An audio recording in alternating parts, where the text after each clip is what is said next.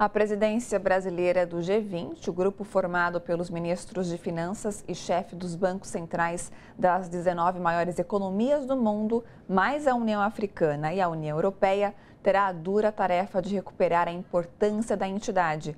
A análise é do economista Paulo Nogueira Batista. O Brasil assumiu agora no dia 1º de dezembro a presidência do Grupo dos 20, o G20, e exercerá essa presidência ao longo do ano de 24 até a cúpula do Rio de Janeiro, a cúpula dos líderes do G20, no Rio de Janeiro, em novembro.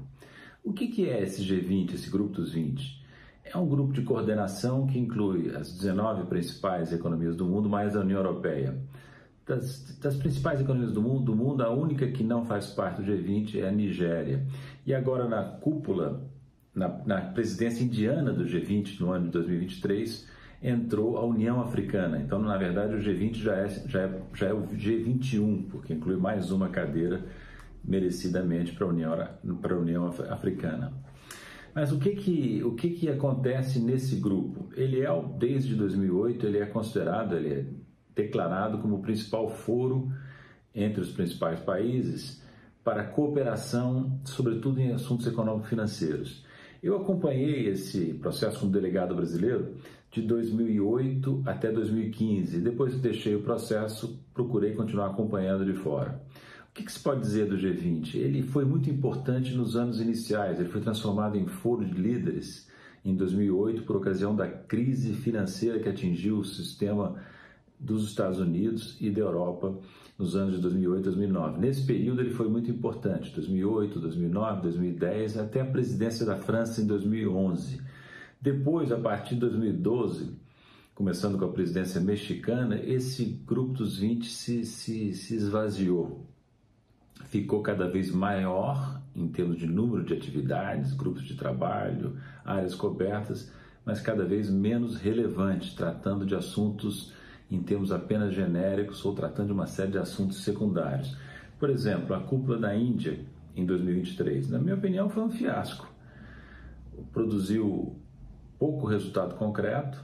A coisa talvez mais importante tenha sido a incorporação da União Africana como membro pleno ao G20, que virou, como eu disse, G21, mas o resto foram declarações genéricas, declarações de princípios, generalidades simpáticas, não é? Então, por exemplo, o resultado concreto da presidência indiana foi um comunicado imenso de 30 páginas, 83 parágrafos e uma lista enorme de documentos anexos. Tudo isso pouquíssima gente leu, porque o conteúdo é pequeno, né? Como é que o Brasil começou essa presidência? Anunciando também propostas vaguíssimas. O presidente Lula, no dia 1º, falou em combate à fome e miséria, crise climática, urgência de uma reforma da governança global. Tudo isso é válido, mas é preciso ir além dessas generalidades. Eu conversei recentemente, em 2 ocasiões, com o Prêmio Nobel de Economia, o Joseph Stiglitz, e com o ex-ministro da Economia da Argentina, o Martin Guzman, em São Paulo e depois novamente em Marrakech.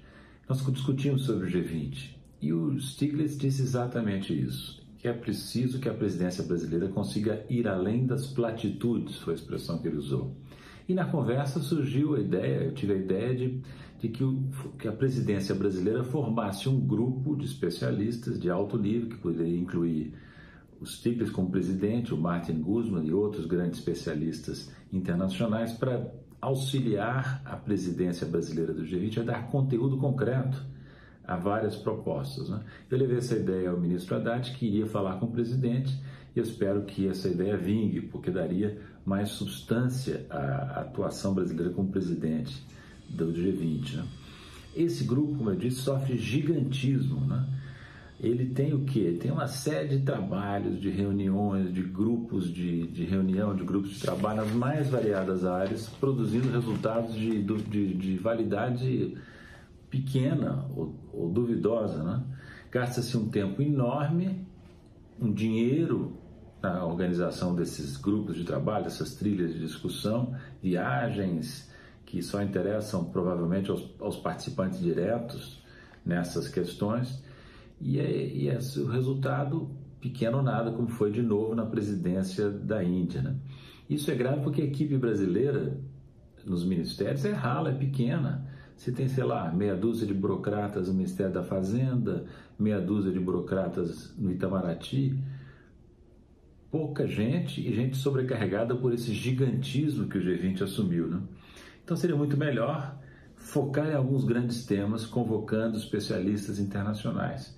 Por exemplo, tributação dos super ricos em nível internacional, combate à fome e à miséria, como disse o presidente Lula, mas especificando, né, o que nós entendemos por isso, combate à crise climática, mas de novo especificando, com a ajuda de especialistas, o que se entende por isso, reforma do Fundo Monetário Internacional, de novo entrando nos detalhes, entrando em coisas concretas, e reforma do Banco Mundial e dos bancos multilaterais de desenvolvimento, de novo, também com ideias profundas, elaboradas. Você pode dizer, o grupo dos 20 não vai chegar a um consenso sobre essas questões. Pode ser que não. Pode ser que não se consiga consenso em todas as questões que o Brasil trabalha em profundidade, mas mesmo assim vale muito a pena fazer esse esforço, porque o Brasil carrega esse trabalho, todo que fizer agora em 2024 na presidência do G20, para a presidência brasileira dos BRICS em 2025, onde sim se poderá chegar a consensos importantes em todos esses temas.